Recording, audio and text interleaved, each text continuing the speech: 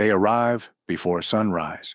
No shouting, no truck engines, no tool trailers, just the sound of wagon wheels rolling over gravel and the low hum of men greeting each other with quiet nods and strong handshakes.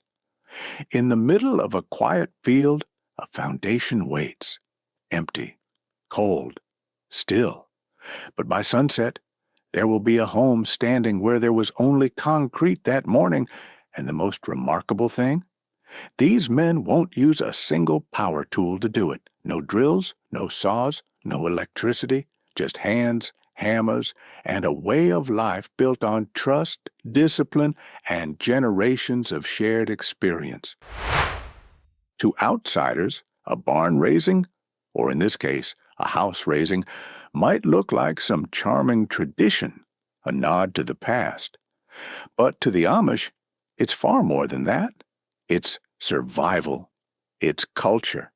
It's obligation. One elder once put it simply, if you don't show up when your neighbor needs a barn, don't expect anyone to come when you need one. That's the rule, unwritten but ironclad. The entire idea is built on community reciprocity. You help build 20 homes in your life, and when it's your turn, 20 families show up for you. There is no official leader shouting commands. There's no clipboard or schedule posted on a wall, and yet, somehow, everyone knows what to do.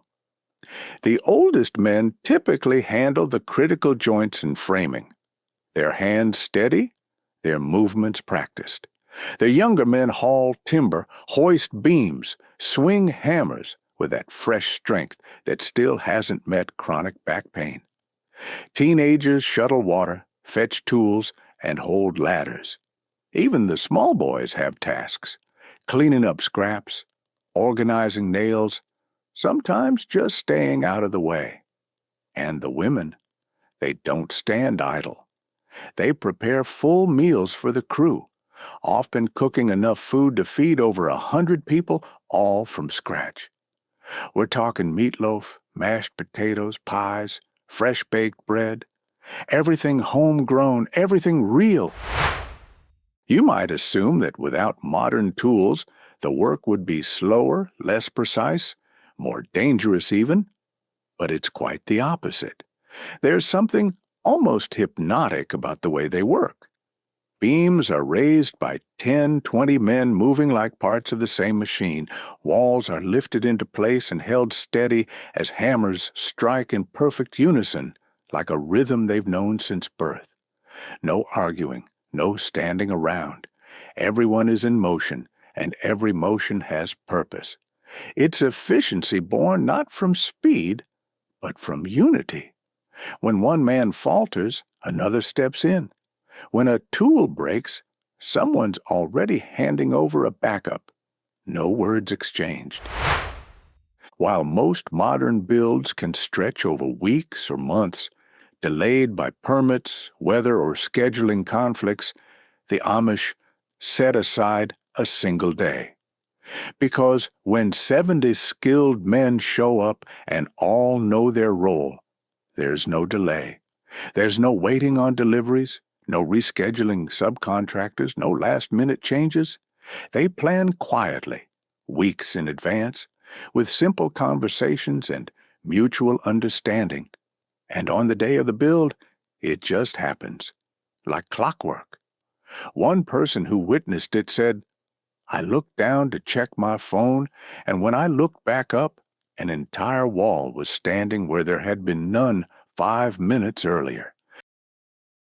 There's something deeply humbling about watching men work that hard for something they will never own. No one is paid.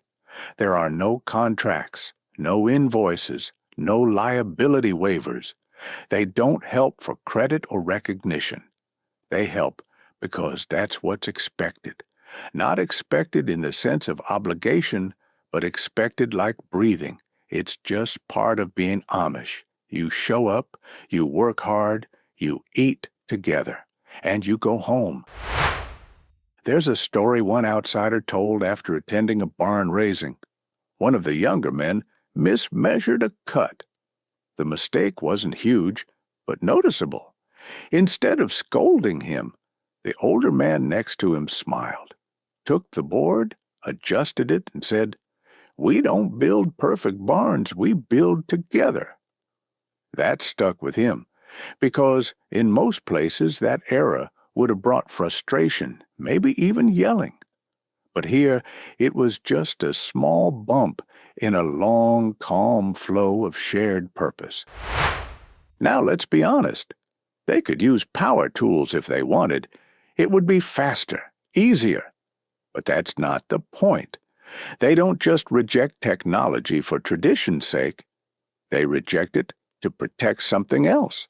Focus, connection, presence.